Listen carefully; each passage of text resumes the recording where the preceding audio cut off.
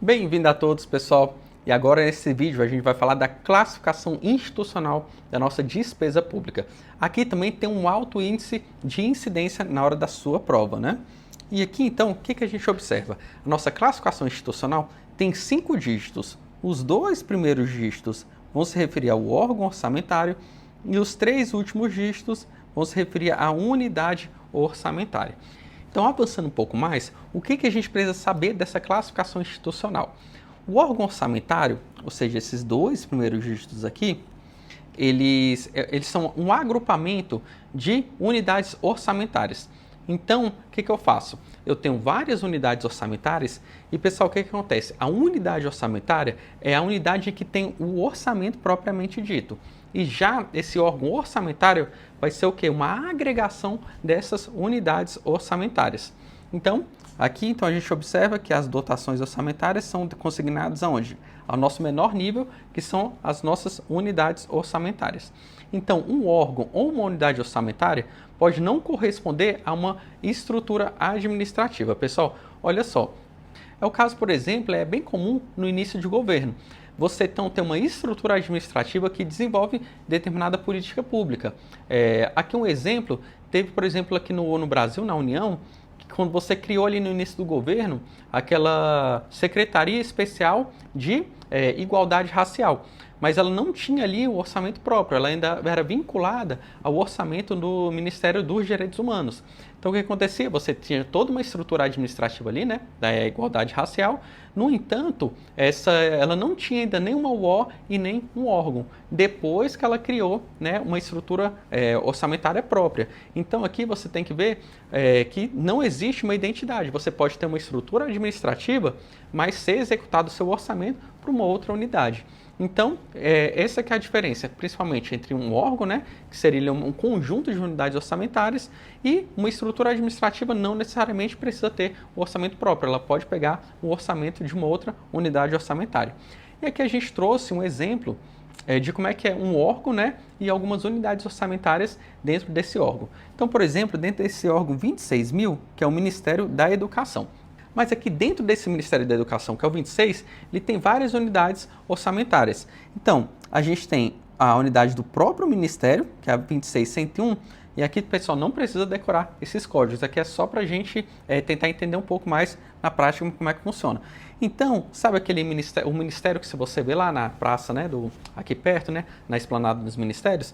Aquele prédio lá, né, junto com as outras unidades do Ministério da Educação, ele é dentro dessa unidade orçamentária aqui, ó, 26101. Assim como também, fora desse Ministério da Educação, você tem ali, por exemplo, a Universidade Federal de Alagoas, é uma outra unidade orçamentária. A gente também tem uma Universidade Federal lá da Bahia. A gente também tem a Fundação Universidade de Brasília, aqui, a 26271. Então, todo esse conglomerado, e aqui dentro do Ministério da Educação, né, que seria esse órgão grandão, você tem todas essas unidades orçamentárias, e não são essas 4 apenas, tem uma série de outras dentro, e se você quiser saber mais, tem os normativos específicos da União. Mas aqui o que você precisa saber para a hora da sua prova é o seguinte: a unidade orçamentária, onde você efetivamente aloca o quê? Aquela dotação orçamentária, e onde é que você consegue observar ali os programas de trabalho. Lembra aquele endereço que a gente colocou? E já o órgão orçamentário é o quê? Um conjunto, né, seria o agrupamento dessas várias unidades orçamentárias. A classificação institucional da despesa orçamentária segrega as despesas orçamentárias em funções e subfunções, basicamente em busca de esclarecer em que área de ação governamental a despesa será realizada. E aí, pessoal, o item está certo ou está errado? Está errado, a gente ainda nem viu o que é a classificação de função e subfunção. A gente vai ver nas próximas aulas. Mas aqui, pessoal, quando a gente está falando de classificação institucional, você quer identificar quem é a unidade que está executando o nosso orçamento público. Então aqui a gente divide em órgão, que tem os 2 dígitos, e a unidade orçamentária, que são compostas por 3 dígitos. No maior nível de classificação institucional do orçamento público, encontram-se as unidades orçamentárias, que são responsáveis pelas ações necessárias para o alcance dos objetivos e metas determinados pela LDO. E aí, pessoal, o item está certo ou está errado? O item está errado, né? Por que o item está errado? Que no maior nível de classificação institucional está o quê? Está o órgão e não a nossa unidade orçamentária. E com isso, pessoal, a gente finaliza a nossa classificação institucional e na próxima aula a gente vai falar sobre a classificação funcional da nossa despesa pública.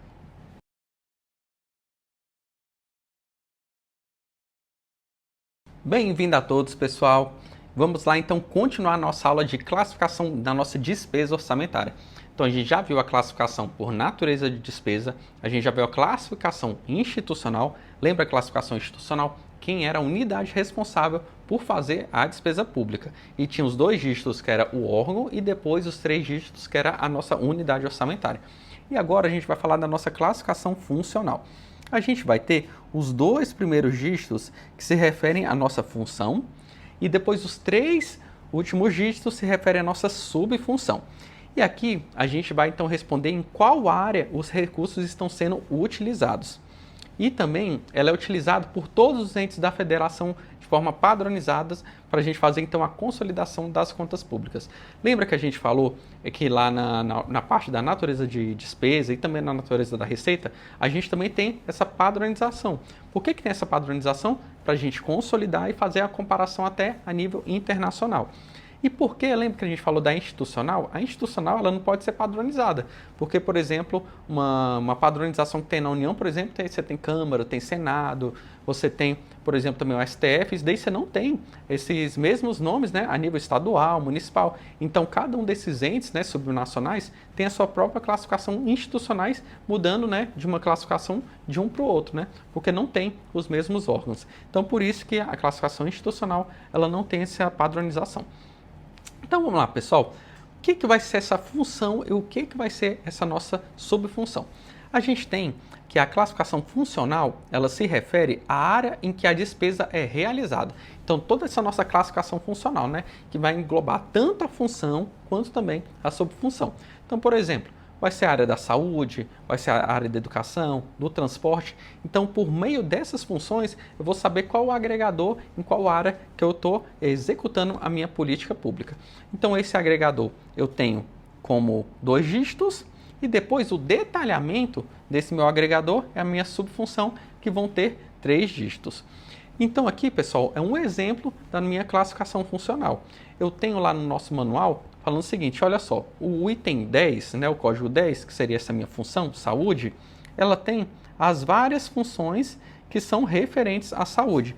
Então aqui, né, a gente tem a função 10 e a gente tem quais são as subfunções, quais são então os detalhamentos que eu consigo aqui dentro da saúde. Pode ser atenção básica, pode ser assistência hospitalar, suporte profilático, vigilância sanitária e vigilância epidemiológica. Então é isso tudo, então eu pego ali a minha função saúde, né? E eu tenho as várias subfunções vinculadas a essa minha função saúde. Então vamos lá. A classificação institucional da despesa orçamentária segrega as dotações orçamentárias em funções e subfunções, basicamente em busca de esclarecer em que área de ação governamental a despesa será realizada. E o item está certo ou está errado? Está errado, né, pessoal? Isso daqui não é a classificação institucional que faz. É a classificação que? Funcional, né? Quando eu pego a minha classificação institucional, eu estou falando em órgão e unidade orçamentária. Eu não estou falando em função e subfunção. A classificação funcional da despesa orçamentária reflete a estrutura organizacional de alocação dos créditos e inclui 2 níveis, órgão orçamentário e unidade orçamentária. O item tá errado, né? Que praticamente inverteu os conceitos da questão anterior. Por ser de aplicação comum, a classificação funcional possibilita a consolidação nacional dos gastos do setor público. E aí o item está certo ou está errado? Está certinho, né, pessoal? Assim como a gente viu lá na classificação por natureza de receita e também da despesa, aqui quando eu estou tratando dessa minha classificação funcional, é algo mais padronizado. Função é os 2 primeiros dígitos da classificação funcional.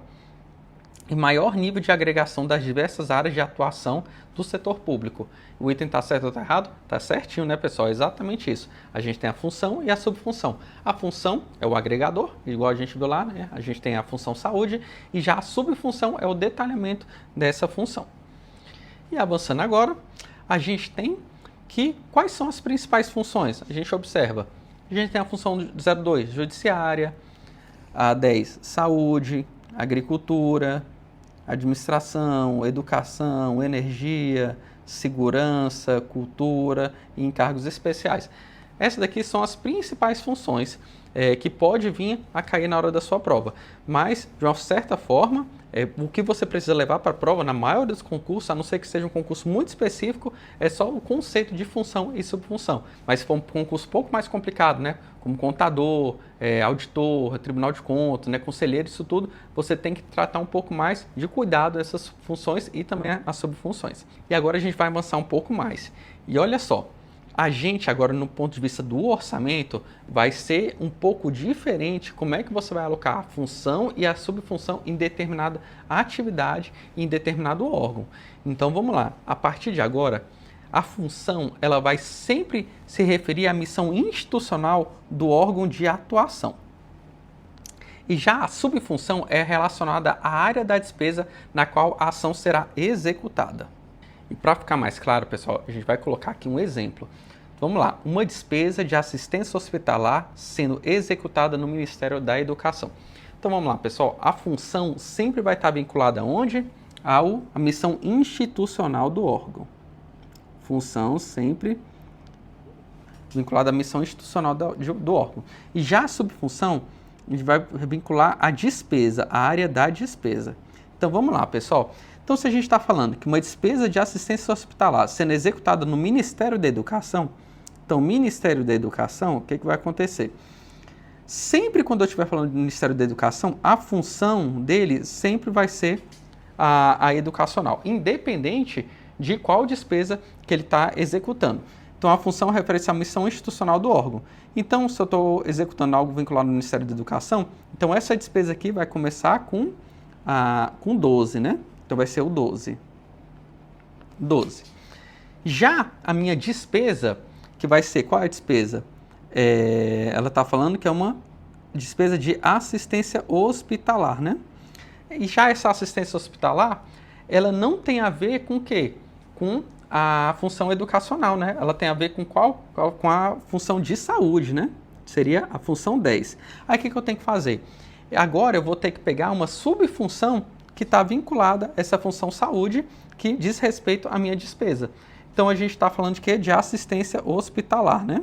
Então a gente volta aqui, né? Foi o que a gente viu na aula passada, no slide passado. Então a gente viu, por exemplo, a assistência hospitalar estava em qual? Na minha 302, tá vendo? Dentro da saúde, você tinha que a subfunção vai estar sempre vinculada ao quê? A minha despesa especificamente.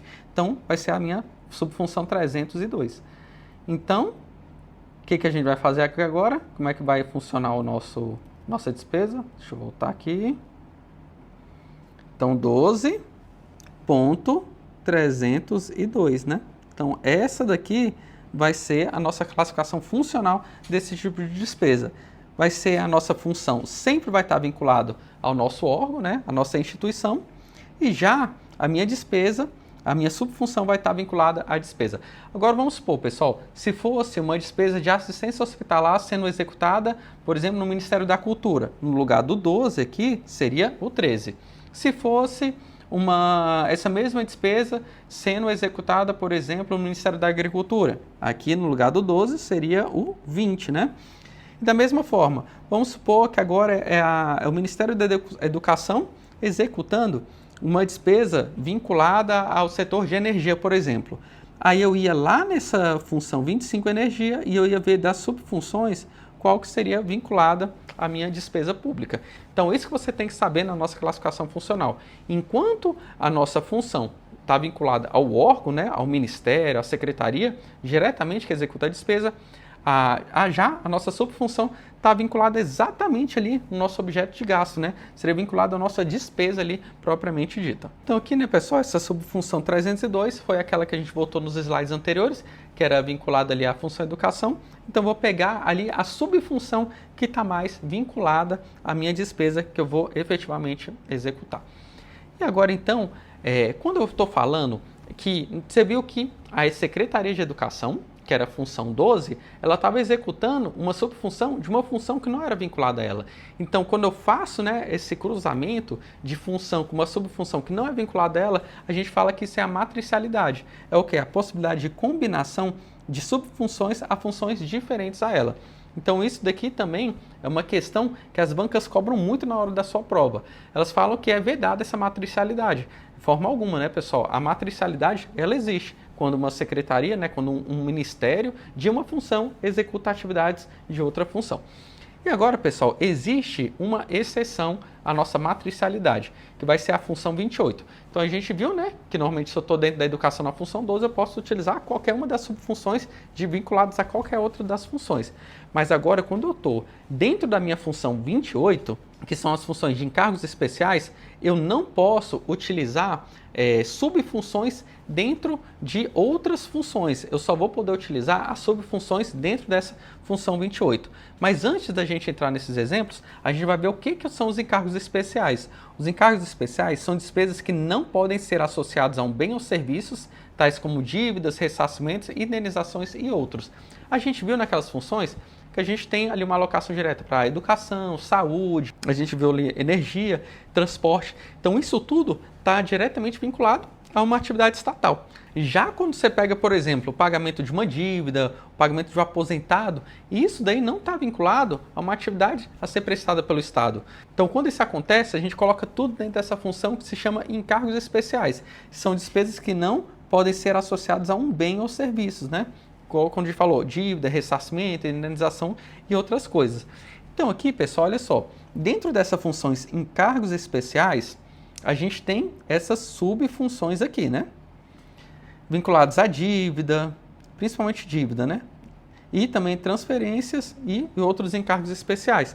Então, o que você tem que levar para a hora da sua prova? A regra é a matricialidade. Eu posso utilizar uma função educação com a subfunção da saúde, né? Enfim, elas se comunicam, a função e as subfunções, exceto nos encargos especiais.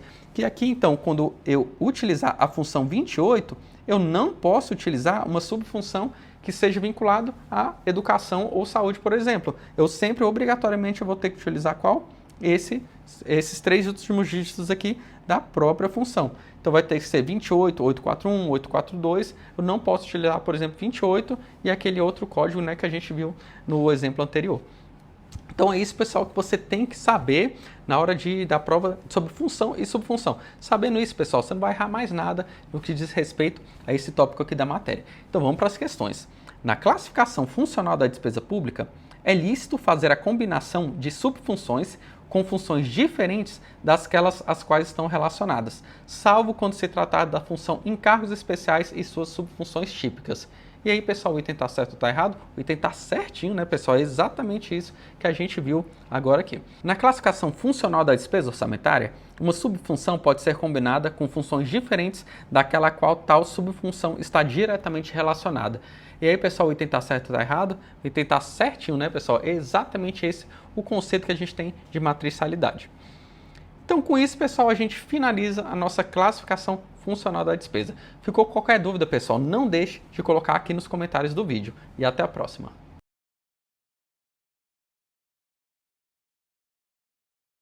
Bem-vindo a todos! Meu nome é Diego Jacques e no vídeo de hoje a gente vai continuar a nossa classificação da despesa pública. E hoje a gente vai falar da classificação programática, que tem uma alta incidência na hora da sua prova. Então vamos lá, pessoal. Como é que funciona a nossa estrutura programática? A gente tem três elementos. O primeiro elemento é o programa e ele tem 4 dígitos. O segundo elemento é a ação e ela também tem 4 dígitos. E por último, a gente tem o subtítulo e ele também tem 4 dígitos. Então aqui a gente tem 12 dígitos, né, que compõem a nossa estrutura programática. E como é que funciona o nosso programa de trabalho? Lembra que eu falei lá no início da nossa aula que o programa de trabalho é o endereço da nossa despesa pública. E para a gente mostrar um pouco como é que funciona essa integração entre as várias classificações da despesa pública, a gente colocou aqui a interligação entre a classificação funcional e também a nossa classificação programática. Então a gente observou aqui que em uma despesa pública a gente começou com a função e com a subfunção. A gente observou, né? A função ela tem 2 dígitos e a subfunção ela tem 3 dígitos. E depois como é que a gente integrou isso com a classificação programática? A gente continuou com os 4 dígitos, né, de cada uma dos elementos da nossa estrutura programática. Então com isso a gente forma a nossa estrutura programática e também o nosso programa de trabalho. E aqui então, pessoal, a gente vai entrar em cada um desses elementos, tanto no programa, quanto também na ação e também no subtítulo. E vamos iniciar então falando do que é um programa. Pessoal, o programa aqui ele é estabelecido no nosso plano plurianual.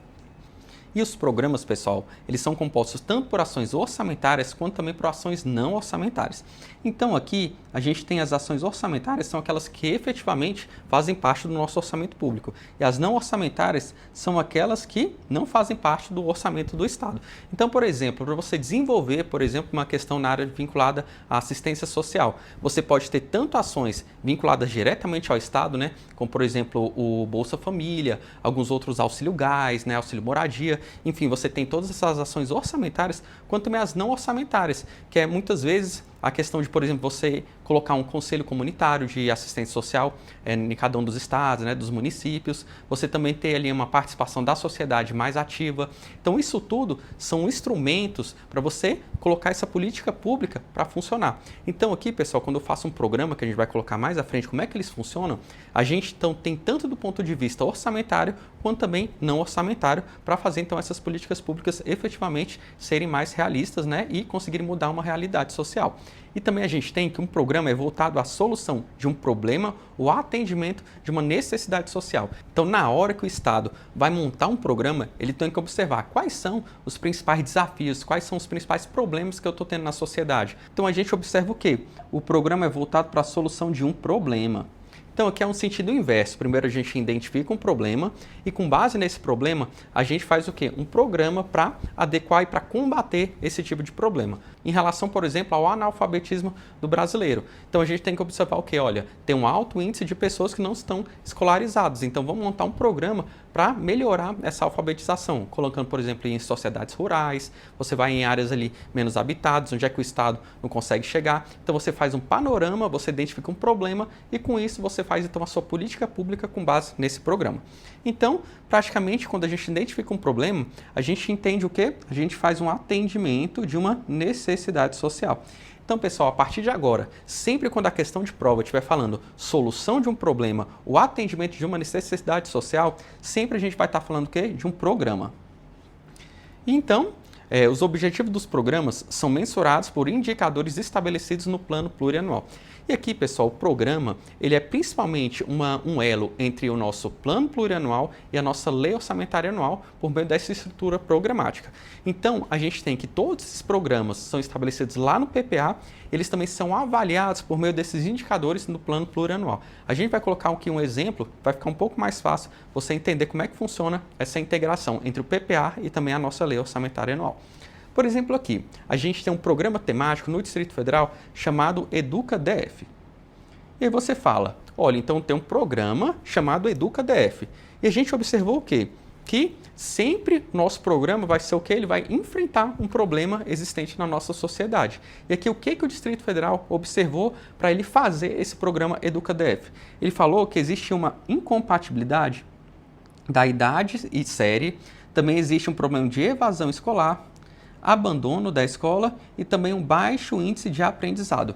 Então, ele observou tudo relacionado a essas questões educacionais. Então, ele identificou os problemas e ele falou, então agora vamos montar o programa no intuito de quê? Diminuir e combater esse tipo de problema que a gente identificou. Então, aqui, ele colocou quais são os nossos resultados esperados.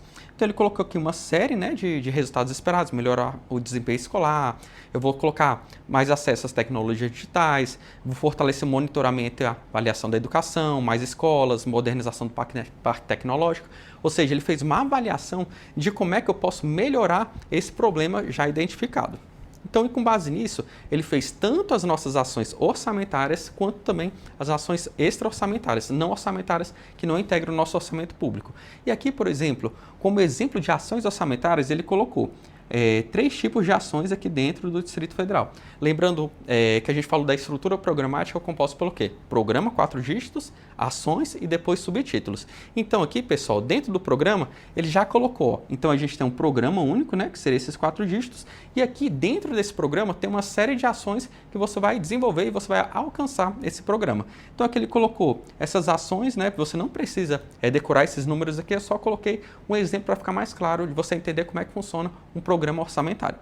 Por exemplo, uma ação vinculada à implantação do sistema de monitoramento e segurança escolar, manutenção de atividades da educação física, outros relacionados também à manutenção da educação infantil e mais uma série de outras ações orçamentárias. Aqui eu só coloquei alguns exemplos.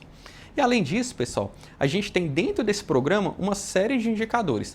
Então, como é que eu vou saber se efetivamente esse meu programa está dando certo ou está dando errado? Eu coloco, então, uma série de indicadores para verificar, então, se está surtindo efeito, né, durante o meu período do PPA. Então, por exemplo, eu posso fazer essa avaliação, por exemplo, mensalmente, semestralmente, anualmente, vai depender do tipo de indicador que eu estou utilizando para avaliar esse programa.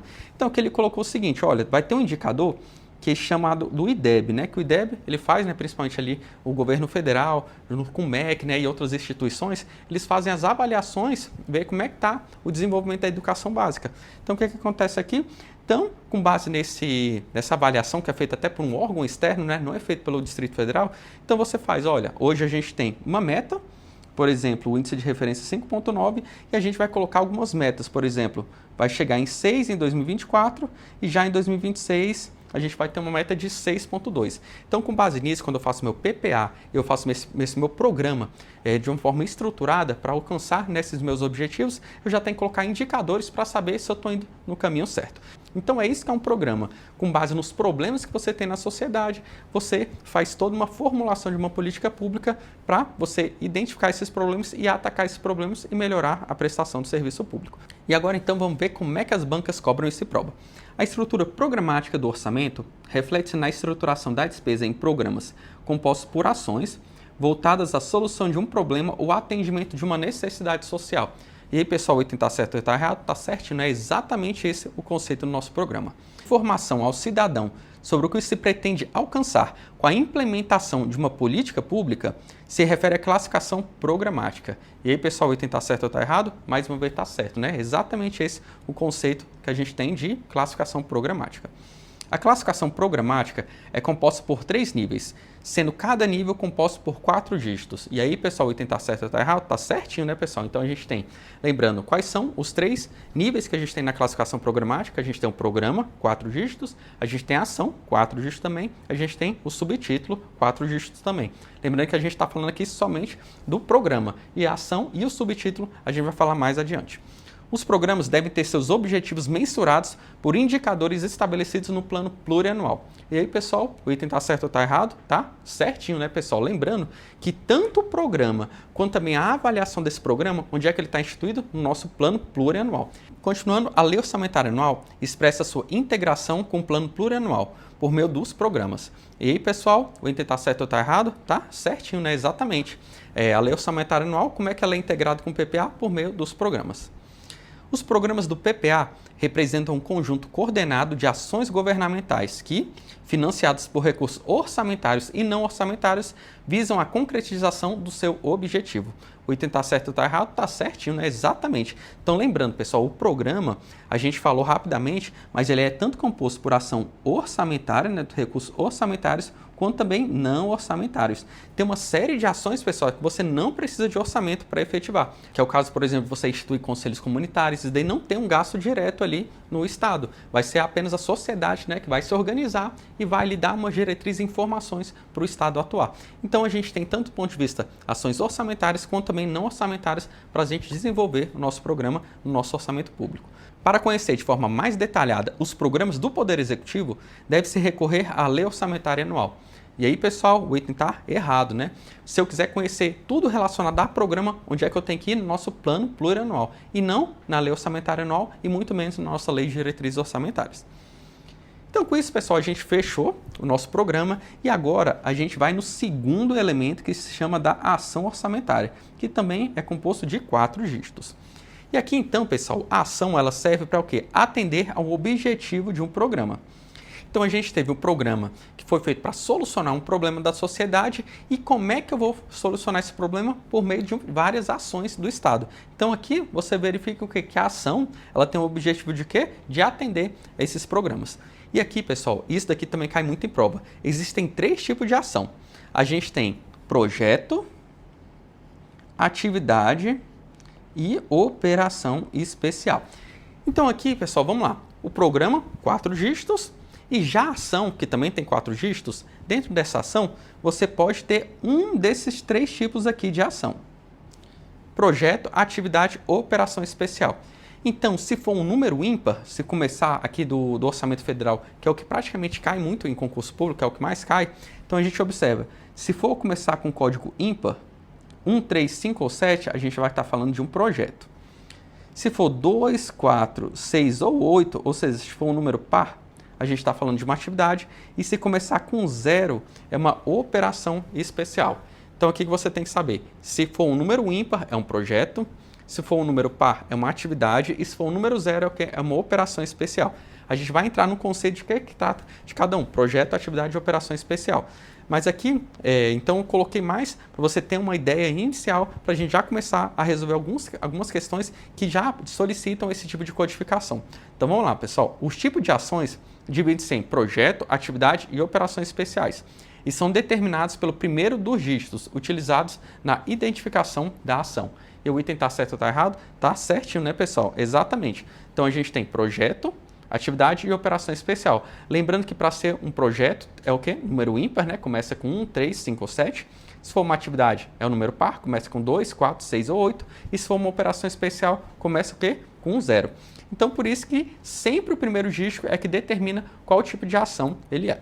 A classificação da ação orçamentária iniciada com o dígito 1 significa que a ação orçamentária se refere a um projeto. E aí, pessoal, o item está certo ou está errado? Está certinho, né? Exatamente esse o conceito. E agora, então, pessoal, a gente vai entrar nos tipos da nossa ação orçamentária, né? Então, a ação orçamentária, composta por 4 dígitos, né, que a gente viu, que é depois do programa, ele pode ser projeto, atividade ou operação especial. E a gente agora vai começar falando do projeto. O que significa o projeto, pessoal? Ele serve para atender o objetivo de um programa. Então, a gente teve um problema, né, identificado no programa, e a gente vai utilizar o projeto para tentar solucionar e atender esse objetivo do programa. E aqui a gente tem que é um conjunto de operações limitadas no tempo e também que ele resulta em um produto que concorre para a expansão ou aperfeiçoamento da ação do governo. Pessoal, aqui o principal tipo, né, o principal exemplo que a gente tem de projeto se refere às construções e também aos investimentos públicos. Então, por exemplo, quando eu vou construir uma escola, um hospital, quando eu vou construir um porto, um aeroporto, o que acontece? A gente vê que é uma obra limitada no tempo. Então, por exemplo, eu vou falar, olha, eu vou construir uma escola em 3 anos, eu vou construir um porto em 10 anos. Então, com isso a gente tem o quê? Uma operação limitada no tempo. E também, com essa minha nova construção da escola, o que eu vou estar fazendo? Eu estou expandindo a minha atuação governamental e também aperfeiçoando essa minha ação governamental. Então, isso que é o nosso projeto, né? Ele é limitado no tempo e também o outro objetivo dele, ele expande uma atuação governamental. Já a atividade, pessoal, o que acontece? Ela vai começar com o número par, ela também vai atender um objetivo de um programa, então, ou seja, a ação também, a atividade, junto com o nosso projeto, ele vai atender o objetivo do programa. Eu tenho um problema e eu vou tentar resolver esse problema, tanto por meio de um projeto, quanto também por meio de uma atividade. No entanto, pessoal, a atividade, ela é um conjunto de operações que acontece de modo contínuo e permanente e resulta em um produto que concorre para a manutenção da ação do governo. Então aqui, pessoal, diferente que a gente tem do projeto, aqui são mais aqueles programas de duração continuada do governo, contínuo e permanente. Então por exemplo, pagamento de servidores, o pagamento de fornecedores. Então é aquilo que nunca acaba. Você sempre utiliza isso para o quê? Para manter as atividades do governo. E agora então vamos ver algumas questões. Projetos são utilizados para alcançar o objetivo de um programa, envolvendo um conjunto de operações limitadas no tempo, das quais resulta um produto que concorre para a expansão ou aperfeiçoamento da ação do governo. E aí, pessoal, o item está certo ou está errado? Está certinho, né? Exatamente esse conceito de projeto. A atividade é um instrumento de programação utilizado para alcançar o objetivo de um programa, das quais resulta um produto que concorre para a expansão ou aperfeiçoamento da ação de governo. Aí, pessoal, está certo ou está errado? Está errado, né? Na verdade, quando a gente trata de expansão, o aperfeiçoamento, lembra? Isso daqui é um projeto e não é uma atividade. Quando a gente está falando de atividade, é manutenção da ação do governo. O projeto é um instrumento de programação utilizado para alcançar o objetivo de um programa, das quais resulta um produto, necessário à manutenção da ação do governo. E aí, pessoal, o item está certo ou está errado? Está errado, né, pessoal? Quando a gente fala de manutenção da ação do governo, é o quê? É uma atividade, não é um projeto. E agora, por último, a gente vai falar da operação especial. Então aqui, pessoal, quando a gente está falando de operação especial, elas não contribuem para a expansão ou aperfeiçoamento. O que era isso, pessoal? Isso daqui era o conceito de projeto, né? A gente tinha do projeto. E elas não atribuem, não se contribuem para a manutenção. Isso daqui era o quê? Uma atividade. Então, ficou aqui um garrancho, mas deu para entender, né, pessoal? Então vamos lá, pessoal, o que acontece? Quando eu tenho, então, um projeto, ele serve o quê? Para a expansão ou aperfeiçoamento da ação do governo, ele resolve um problema que a gente tem no Estado. A atividade também, ela resolve um problema por meio das manutenções, né, do governo, e já a operação especial, ela é totalmente neutra. Ela não faz nada, ela não ajuda, não contribui em nada para a gente ter essas evoluções da nossa sociedade. Por quê, pessoal? Porque aqui, depois a gente vai ver uns exemplos, elas não têm, quando, por exemplo, você paga um aposentado. O aposentado, ele já teve um período ali na atividade, mas agora é um gasto que ele não está tendo que um retorno para a sociedade. Você é uma consequência de um serviço que ele já prestou, mas naquele momento ali, utilizando especificamente aquele momento, não tem nenhum tipo de contraprestação para a sociedade. A mesma coisa como, por exemplo, você paga uma dívida pública. Quando eu pago, por exemplo, um juro de uma dívida pública, é apenas uma remuneração de um capital, um aluguel. Então aqui, o mero pagamento da dívida, ela não traz nenhum tipo de retorno para a sociedade. Então isso que a gente observa como, por exemplo, uma operação especial. Então, por isso, não resulta em quê? Em um produto e não gera contraprestação direta sob forma de bens ou serviços. E agora, então, vamos para alguns exercícios. As operações especiais compreendem despesas que não contribuem para a manutenção, expansão ou aperfeiçoamento das ações de governo, das quais não resulta um produto e não gera contraprestação direta sob a forma de bens ou serviços. E aí o item está certinho, né, pessoal? Esse é o conceito de operações especiais. Então, com isso, pessoal, a gente finaliza a nossa classificação programática e agora, na próxima aula, a gente vai falar de fonte de recursos.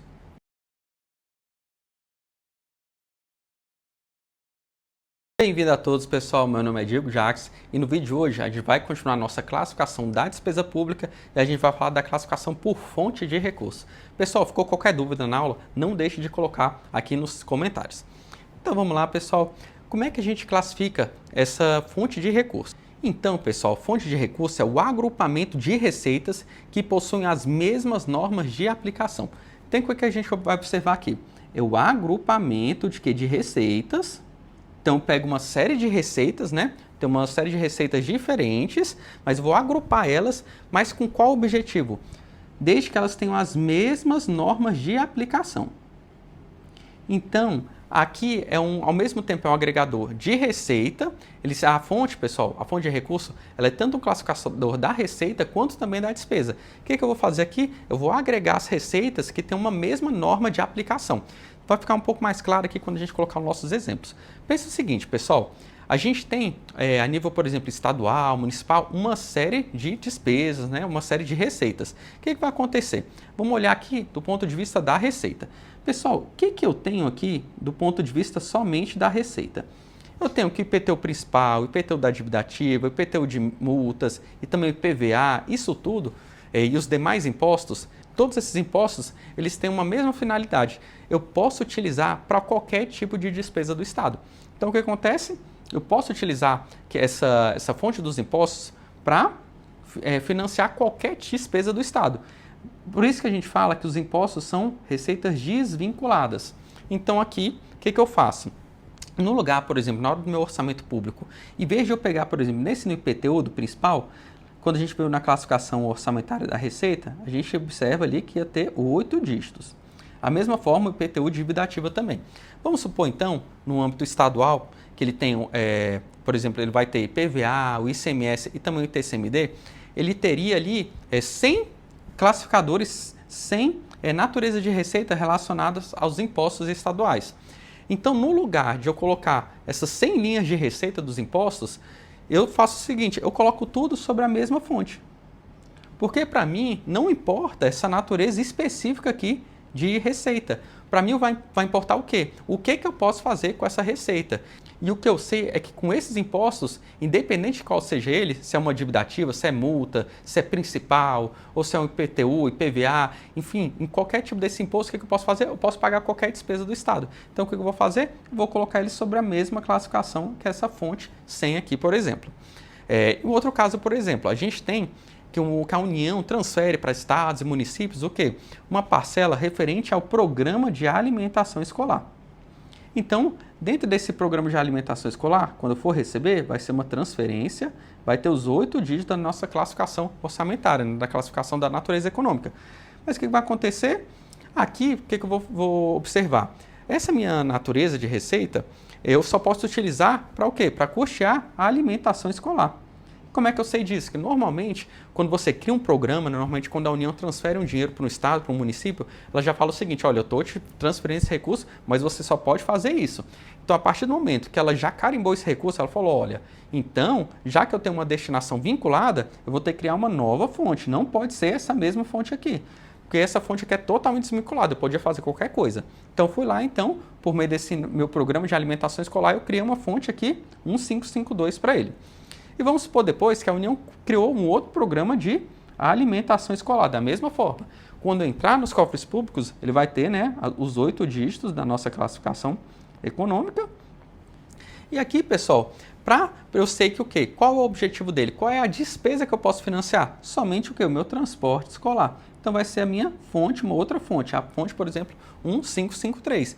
Então você está vendo que eu não posso utilizar, por exemplo, essa fonte 1553 para pagar, por exemplo, a alimentação escolar. Que essa minha fonte 1553 eu só posso utilizar para pagar o quê? Meu transporte escolar. Então é isso, pessoal, que é a principal característica da minha fonte de recursos. Eu agrego várias receitas, das mais diferentes que sejam na minha classificação orçamentária, da natureza econômica, e o que eu faço? Então eu agrego essas receitas de acordo com a finalidade que eu posso custear as despesas públicas com essas receitas. Então aqui, pessoal, então a gente observa que essa fonte de recursos é um instrumento que interliga a receita e a despesa. Ou seja, eu faço tanto uma interligação quanto também uma vinculação. Então aqui, por exemplo, eu tenho a minha fonte 1000, né, que a gente viu antes, que é o quê? É uma fonte desvinculada. Eu posso fazer o que eu quiser. Construir, pagar servidor, pagar a dívida, pagar creche, enfim, tudo que eu quiser fazer no estado eu posso utilizar essa fonte 1000. Ela ela é preferida, né, dos gestores, que ela não tem um carimbo. Você pode, né, você passou essa fonte para a unidade orçamentária, né, para o ministério, para a secretaria, ela pode fazer o que ela quiser com essa fonte. Diferente com as fontes carimbadas, né, que são as fontes vinculadas, por exemplo, essa daqui, a 1552, que eu só posso utilizar para alimentação escolar, e a 1553, que eu só posso utilizar para transporte escolar. Então vamos supor, pessoal, se eu quiser fazer uma despesa vinculada à minha alimentação escolar, quais são as fontes que eu posso utilizar? Seria só essa fonte 1000, né, que é desvinculada, e também essa fonte 1552, que é vinculada à alimentação escolar. E eu poderia utilizar essa fonte 1553? Não pode, né? Então até eu coloquei aqui risquinho, porque ela é vinculada a transporte escolar. Eu não posso utilizar com a alimentação escolar. Então, a fonte de recursos evidencia as destinações vinculadas e não vinculadas. Então, a gente observou aqui, essas duas fontes aqui são o quê? Vinculadas, enquanto essa outra fonte aqui é uma fonte desvinculada. E é isso, então, que você precisa levar para a sua prova de fonte de recursos. É tanto um agregador de receita e interliga ali com a parte da despesa e também ela identifica o que é uma receita vinculada e uma receita não vinculada. Uma das classificações exigidas é por fonte destinação de recursos, sobre a qual permite identificar destinação vinculada e não vinculada ou livre. E, pessoal, o item está certo ou está errado? Está certinho, né? A classificação da receita com base nas fontes de recursos não permite ao Estado identificar se os recursos por ele arrecadados estão ou não vinculados a gastos específicos. E aí, o item está errado, né? Exatamente o contrário que a gente viu da questão anterior. Continuando. Aqui, então, a gente vai aprofundar um pouco mais na questão da fonte de recurso. Aqui, então, a gente tem que essa fonte de recurso, ela tem 4 dígitos, ela é padronizada, e agora, pessoal, o que aconteceu? Lembra quando eu falei na nossa classificação ali da natureza, que ela é obrigatória, né, que ela é padronizada, assim como também uma classificação funcional, a gente observa que a classificação por fonte de recursos, mais uma também, é uma classificação obrigatória para todos os entes. Então, se você aprender essa classificação por fonte de recursos, você vai ver que essa mesma tabela vai ser aplicada tanto a estados quanto também para municípios. De acordo ali, vai ter umas modificações um pouco das classificações, de acordo com se é um ente municipal, se é um estadual, mas a classificação ela vai ser padronizada. Não pode, por exemplo, né, um estado ele tirar essa classificação e utilizar uma própria. Então, vamos lá, pessoal. O primeiro dígito a gente tem que é o grupo da fonte de recursos. E depois, o segundo, terceiro e o quarto dígito, a gente fala da especificação da nossa fonte de recursos. Então aqui a gente colocou um exemplo para ficar um pouco mais claro. Vamos falar então somente do primeiro dígito, esse primeiro dígito aqui, né? Como é que pode ser que é do grupo, né? Então a gente está falando aqui do dígito do grupo. Então o que a gente observa aqui?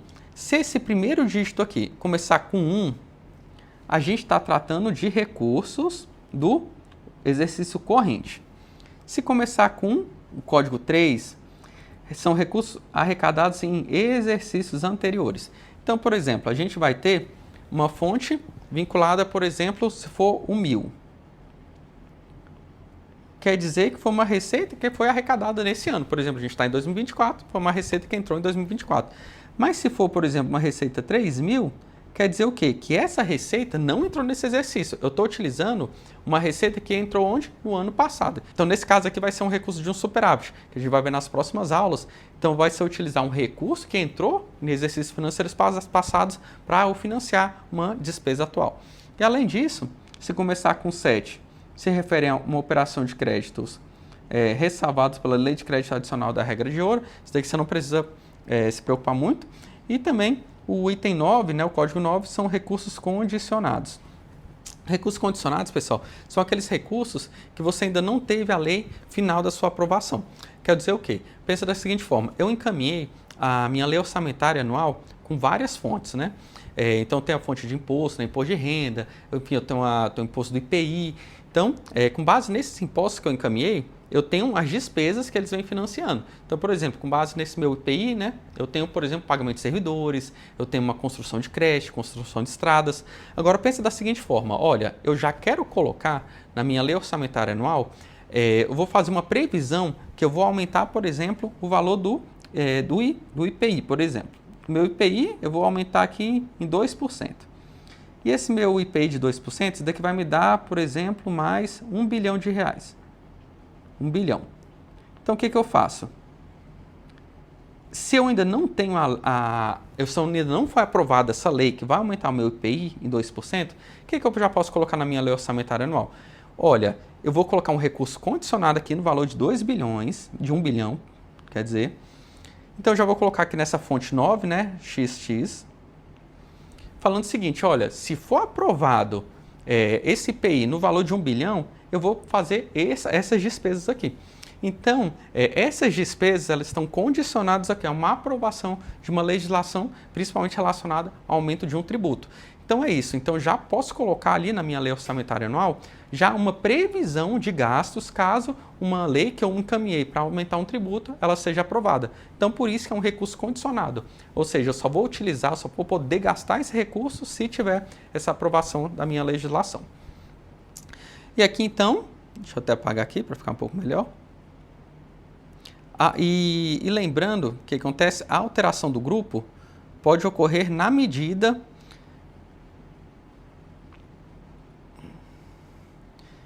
E aqui, então, a alteração do grupo pode ocorrer quando e na medida da execução financeira dessas dotações. Então, vamos supor, eu coloquei ali como recurso condicionado, mas vamos supor, a lei foi aprovada. O que eu posso fazer? Eu troco aqui o 9 pelo quê? Pelo 1, já que o recurso foi executado, que eu não posso utilizar, não posso gastar dentro desse meu recurso condicionado. Então, ele é só temporário enquanto a minha legislação não for aprovada. Então, depois que ela for aprovada, o que eu faço? Eu troco esse código 9 e coloco para o código 1.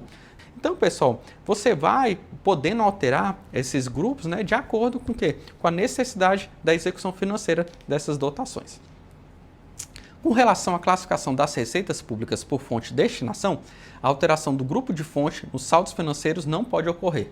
E aí, pessoal, o item está certo ou está errado? Está errado, né, pessoal? Que dependendo, né, eu posso alterar isso na medida da execução financeira dessas dotações. Pessoal, aqui esse item é bem avançado, esse último que eu coloquei aqui. É o item já disposto ali no nosso manual técnico de orçamento, mas como o nosso objetivo é você gabaritar todas as provas, eu preferi colocar aqui para não ter nenhuma lacuna, né, nenhuma omissão aqui no nosso material. A classificação por fonte de recursos é obrigatória para a União e facultativa para estados e municípios, e deve ser aplicada tanto às despesas quanto às receitas públicas, sendo possível identificar por meio dela a origem e a destinação dos recursos públicos. E aí, pessoal, o item está certo ou está errado? Está errado, né? Exatamente porque não é facultativo. Essa classificação é obrigatória para todos os estados e também para os municípios e também para a União.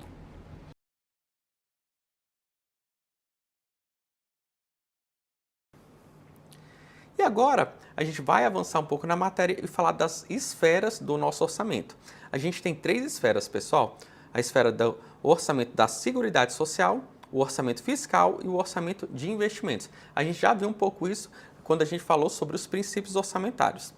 Então, quando a gente fala da esfera da Seguridade Social, a gente está falando de 3 áreas: saúde, previdência e assistência social.